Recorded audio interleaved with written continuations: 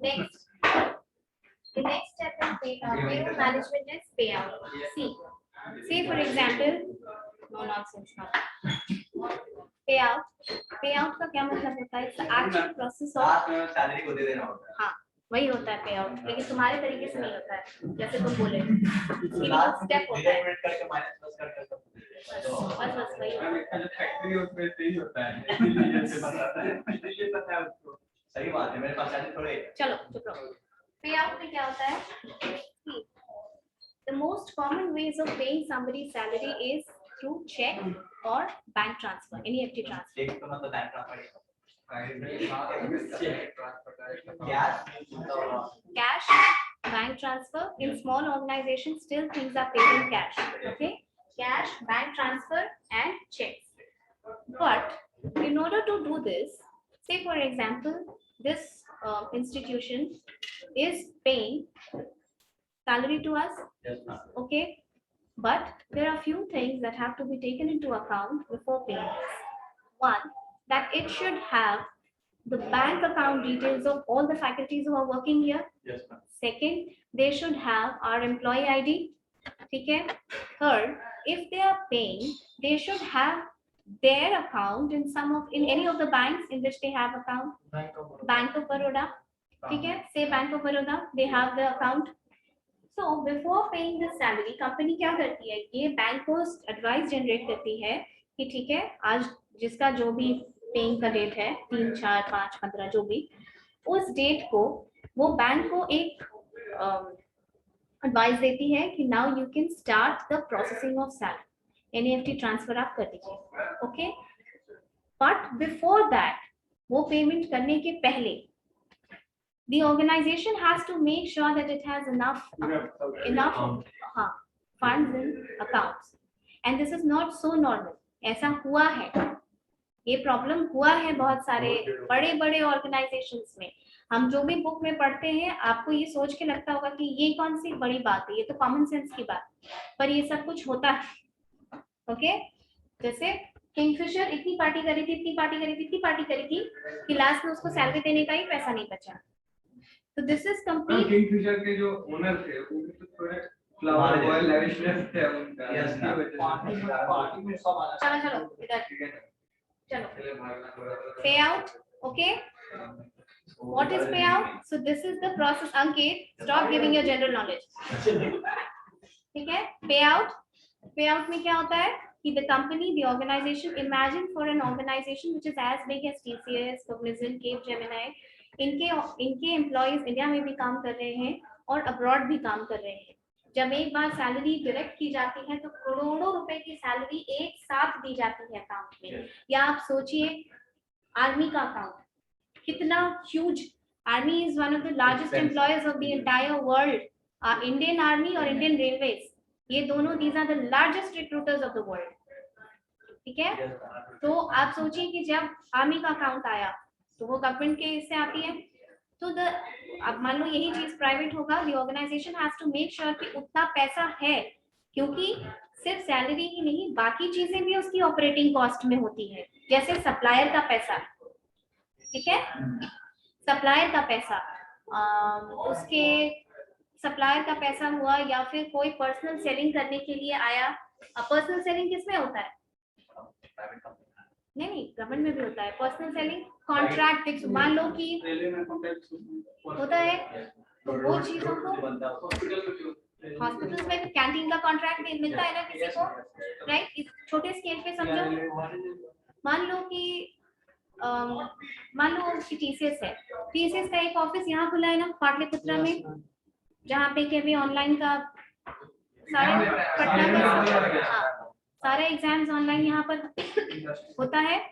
तो तुम सोचो कि उस जगह पे जो सेटअप बनाया गया है, उस सेटअप का कभी ना कभी तो बिडिंग की होगी ना कंपनीज ने कि मुझे कॉन्ट्रैक्ट मिल जाए. तो ये सब चार्जेस भी होता है, सिर्फ सैलरी ही नहीं होती है. इसीलिए कंपनी को अपना अकाउंट बाद में ध्यान रखना पड़ता है कि उसको उतना पैसा है कि नहीं कि हम बैंक में इंफॉर्मेशन दे दें और हमारे अकाउंट में ही पैसा ना. ओके, समझ में आया? Next is reporting. ठीक है, रिपोर्टिंग का क्या इंपॉर्टेंस है बताइए।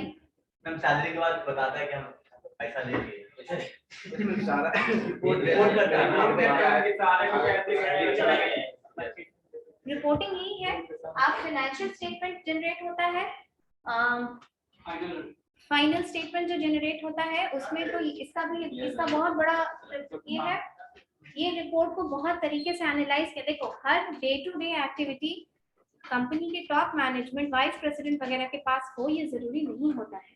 ठीक है, उनके पास रिपोर्ट जाती है। आप लोग रिपोर्ट फॉर्मेशन पढ़े हैं, report writing, business communication class हुआ नहीं, not in 12th here, proper business communication नहीं हुआ है।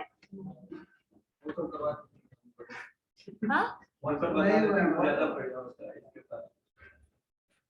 नहीं पता होगा, जब रिपोर्ट राइटिंग नहीं पढ़े तो कैसे मालूम होगा। देखो एग्जीक्यूटिव समरी, जब आप रिपोर्ट बनाते हैं, अभी आप सेकेंड ईयर में जाएंगे, इंटर्नशिप करोगे तो रिपोर्ट बनाना होगा तुमको, जहां पे भी इंटर्नशिप करोगे। Fine, you will make your report.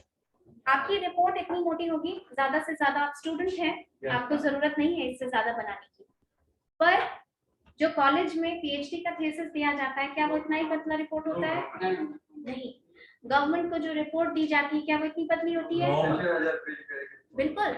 जो ऑफिसर साइन करते हैं इतनी मोटी मोटी फाइल्स होती है, जिसको कि पढ़ना भी क्या पढ़ते हैं वो जानते हैं।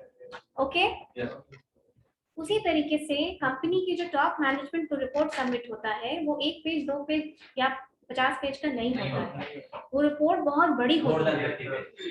50 से ज्यादा तो आप ही बनाएंगे अभी।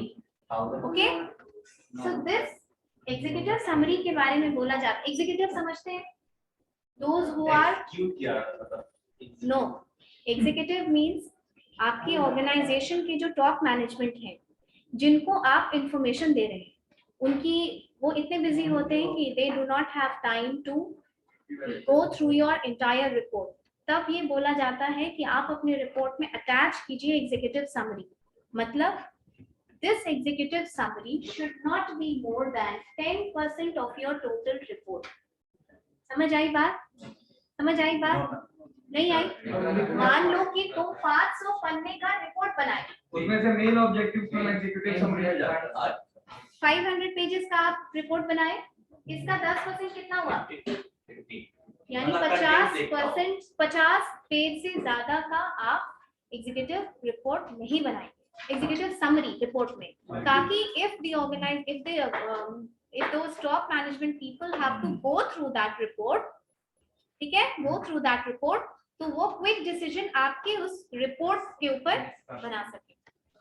तो आप लोगों का बिजनेस कम्युनिकेशन है नहीं कि यस मैम, सबको ये प्रोस्पेक्टस जो कॉलेज के द्वारा देखो रिपोर्ट राइटिंग इज इम्पोर्टेंट, इसलिए रिपोर्ट राइटिंग इम्पोर्टेंट है। आप कुछ करने जाते हैं, कुछ करने के बाद अगर उस चीज को पढ़ोगे तो बहुत मेहनत लगेगी उसको करने में। अगर करने के पहले थोड़ा सा ओवरव्यू रहेगा कि कैसे बनाना है, क्या बनाना है, जैसे तुम रिपोर्ट राइटिंग इंटर्नशिप करने गए, रिपोर्ट बनाने बोल रहा है, उस समय आके पूछ रहे हो मैम सिनॉप्सिस क्या होता है, तो समझ, हाँ तुम नहीं पूछोगे, तुम्हारे अलावा जो बेवकूफ लोग हैं, ओके, वो सिनॉप्सिस क्या होता है, तो you should know before that how to write a report. Anyway, तो ये समझ में आया, 10% से ज्यादा नहीं होना चाहिए एग्जीक्यूटिव समरी। अंडरस्टूड? रिपोर्टिंग का एक और एस्पेक्ट क्या है कि कंपनी के टॉप जो मैनेजमेंट होते हैं, ठीक है, middle level management, lower level, middle level और top level management, generally assistant general manager तक किसी भी पीएसयू में यहाँ कहाँ तक आता है? मिडिल लेवल तक आता है। इसके ऊपर जो आएगा deputy general manager, 2 general manager, 2 director and everything, वो टॉप लेवल पे आते हैं। उनको हजारों काम होते हैं, they do not have time to go through your report like that. इसीलिए जब उनको रिपोर्ट दिया जाता है इट इज कॉन्साइज्ड, ताकि वो पढ़ सके, मेन बातें पढ़ सके। ओके, तो this was all about payroll management. ये प्रोसेस है पेरोल का, समझ में आया आपको? समझ में आया कि नहीं? Is there anything you want me to revise? कोई टॉपिक आप पढ़िएगा, and if you have any problem, क्योंकि आपका शुरू का कुछ क्लासेस ऑनलाइन था, कुछ अगर उसमें से रह गया हो जो आप चाहते हैं हमको कि हम रिवाइज कर दें, I will revise it in the next class. लेकिन उसके लिए आपको पढ़ना जरूरी है। कॉपी पलटेंगे तो पता चलेगा कि दिक्कत कहाँ हो रही है। एंड प्लीज बिलीव मी, हम बता देते हैं, please believe me, payroll management is very important and very industry specific. Ma'am reporting का सेकंड पॉइंट क्या बताएं? Reporting the second point है, देखो reporting the second point is that reporting is very important for the top management of the organization to take strategic decisions. Strategic decisions मतलब decision और strategy नहीं, ऐसे followed by all हर बात को गोल गोल नहीं करो, जो टेक्निकलिटीज है उसके साथ बोलो। What is the difference between decision and strategic decision? आप बहुत बार ये वर्ड सुने होंगे, स्ट्रैटेजी स्ट्रैटेजी। डिसीजन रैंडमली भी लिया जा सकता है मैम। डिसीजन कैन भी पूरे इन डिसीजन रैंडमली भी ले सकते हैं, पर स्ट्रैटेजी होता है पूरे प्रोसेस के थ्रू लेना है, क्या आउटपुट होगा, क्या इनपुट होगा और क्या पूरा ग्रुप से हम डिसीजन लेना। वाइजली डिसीजन लेना। सबसे कम चल रहा मैंने एक मीटिंग होता है सबसे कम Wait, tell me one by one. Wait. Who is saying? Online से किसी ने बोला कुछ? मैम वो तो गूगल टैब। वाइजली डिसीजन लेना ma'am. Okay. One by one, tell me. एक ये पॉइंट ठीक बोला, strategy is always long term, ठीक है? ओके, इसके अलावा बताओ, ठीक से बताओ, डिसीजन और स्ट्रैटेजिक डिसीजन में क्या डिफरेंस होता है? टॉप लेवल में ना डिसीजन जो एक आदमी ले लेता है, स्ट्रेटजी में स्ट्रेटजी लो लेवल पे स्ट्रैटेजी नहीं होती है। रिलायंस में, एक मिनट रुको, तुमको समझ, let me make this very clear. आप कभी भी किसी मॉल में जाइए, रुको वेट, आप मॉल में जाइए, कहीं पे भी बिग बाजार ही चले जाओ, तुम देखोगे कभी 20 बार में से तुमको 4 बार तो ये मिल ही जाएगा, अगर तुम सुबह के टाइम पे जाओगे, कि जो उसका सुपरवाइजर है वो 10 लोगों को खड़े होकर डांट रहा है, वो 10 लोगों को खड़े होकर बता रहे हैं कि ये कपड़े को यहाँ टैग करना है, इसको यहाँ रखना है, ये काम नहीं हुआ है। Is it not low level strategy कि आपका डे टू डे ऑपरेशंस कैसे फंक्शन करेगा वहाँ, है ना? स्ट्रैटेजी सिर्फ टॉप लेवल में बनी है, जरूरी नहीं होता है ना। यू से डिसीजन काम को करने का डिसाइड किया जाता है, स्ट्रेटजी मतलब उसका जो डिसाइड कैसे करना है, कैसे करना है, इशू कैसे मैनेज करना है, how to execute that execute the effort. और एक चीज, जब हम ये कहते हैं कि रिपोर्टिंग इसलिए जरूरी है क्योंकि उस रिपोर्ट से हमारा स्ट्रेटेजिक डिसीजंस लिया जाएगा, देन इट आल्सो मींस कि शायद वो report is responsible for changing the principles and policies of that organization. क्या होगा, ठीक है? जब भी पॉलिसी चेंज की बात होगी, स्ट्रैटेजी चेंज हो गई, अब मार्केटिंग की इस कंपनी की स्ट्रैटेजी चेंज हो गई, स्ट्रैटेजी चेंज हो जाने का मतलब पॉलिसी चेंज हो गया कि वो अब कैसे करेगा। ओके, जैसे एचआर की ये पॉलिसी है, मान लीजिए एचआर की ये पॉलिसी है कि लीव्स ऐसे ऐसे इस ऑर्गेनाइजेशन में चल रहा है, 5 साल से वही चला रहा है। Now the policy has changed कि आपका attached holidays वगैरह खत्म कर दिया गया। This is what a policy change। समझ में आया? Policy, procedures और principles जब change होता है, generally we refer to that as strategic decisions। Okay? और decisions को generally हम एक general भाषा में बोलते हैं कि decision लिया गया। समझ में आई बात? और स्ट्रैटेजी लोअर लेवल पे भी बनती है, मिडिल लेवल पे भी बनती है और टॉप लेवल पे भी बनती है। जो टॉप लेवल की स्ट्रैटेजी होती है वो हमेशा लॉन्ग टर्म होती है, वो लंबा सोच करके होती है, 5 साल 10 साल पॉलिसी मेकिंग। आगे बिजनेस में I taught you business environment का क्लास लिए थे ना, नया मैम का सब्स्टिट्यूशन का, तो हम आपको एक्सटर्नल फैक्टर्स एक्सटर्नल फैक्टर्स। अभी मान लो कि एक्सटर्नल फैक्टर्स में पैंडेमिक की वजह से बहुत सारा बिजनेस, स्पेशली एमएसएमई, बहुत बुरी तरीके से इम्पैक्ट हुआ है। ये 6 महीना साल भर की बात नहीं है कि वो रेसरेक्ट कर जाएगा। तो ऐसी चीजों के लिए बहुत लॉन्ग टर्म स्ट्रैटेजी बन रही है कि अगले आने वाले 3 साल 4 साल में कंपनी को वापस उतना फायदा कैसे दिलाया जाए। समझ में आई बात? हाँ, गवर्नमेंट बनाती पहले है। वैक्सीनेशन फ्री दे दिया था पेट्रोल के लिए। प्री वैक्सीनेशन यही तो करता है। पोस्ट पेमेंट समझने वाला है। समझ रहे हो आप 100 रुपया फाइन लेते तो वहाँ पे आके नहीं फ्री वैक्सीनेशन अंकित साइलेंट देखो इम्पोर्टेंट this one ना, he has asked what is post payroll. Post payroll क्या होता है? No talking last bench. Post payroll का क्या मतलब होता है? हमारा सैलरी पेरोल में बन गया, net salary we have right.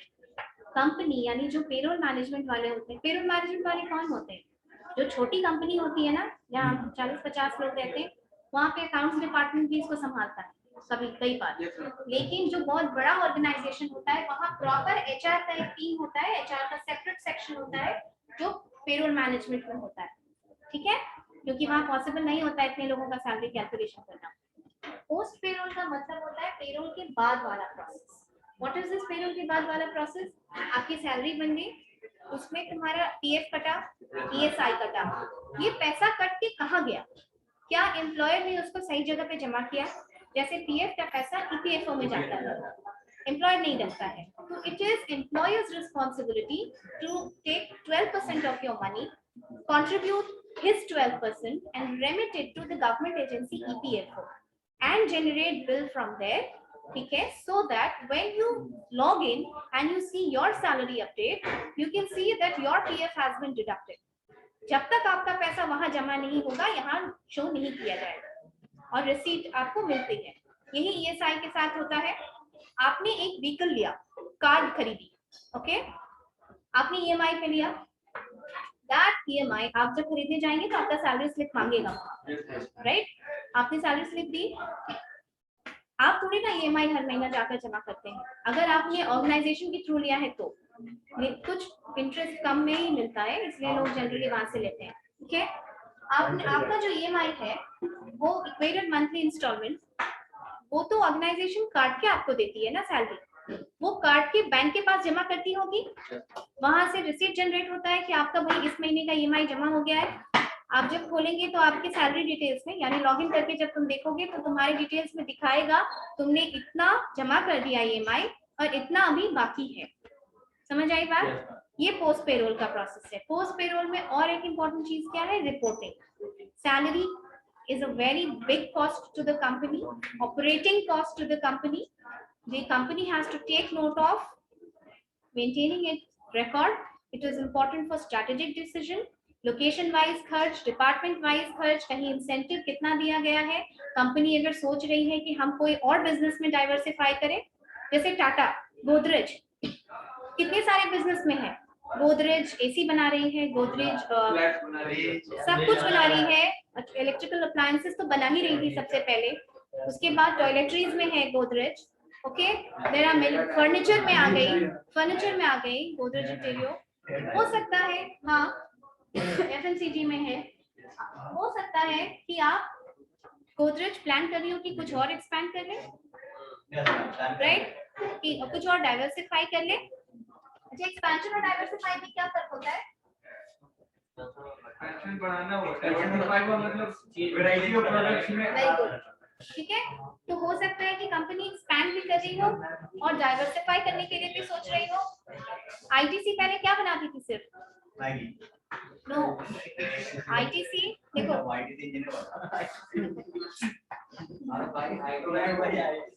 see you were talking, सुनो इधर, you were talking about that chai wala, that student who made crore rupees out of that. What you also need to understand is कि business में external factors में threat भी होता है। हम SWOT analysis करते हैं ना, ITC पहले सिर्फ सिगरेट के टोबैको प्रोडक्ट्स, लेकिन जिस तरीके से आप समझिए, केस स्टडी अलग से क्या करोगे, क्लास में जो बता रहे हो तो तुम सुन नहीं रहे हो। देखिए ना आईटीसी पहले सिर्फ टोबैको में थी, पर जिस तरीके से गवर्नमेंट उसको स्टेट्स में बैन करना शुरू की, कंपनी को ये समझ में आया कि अगर हम सिर्फ टोबैको पे स्टिक किए तो हो सकता है कि बंद भी हो जाए और मेरा बिजनेस हम नहीं करेंगे। आज एफएमसीजी का कोई ऐसा चीज नहीं होगा जो आईटीसी नहीं बना रही है। या और मार्केटिंग में थ्रू एंड थ्रू मार्केटिंग में आप देखेंगे उसको। तो बिजनेस करने का मतलब है कि आप स्वॉट एनालिसिस हमेशा करते रहें, आपकी स्ट्रेंथ, आपकी weaknesses, external threat and external opportunities. समझ आ गई बात? You got it? What is post payroll?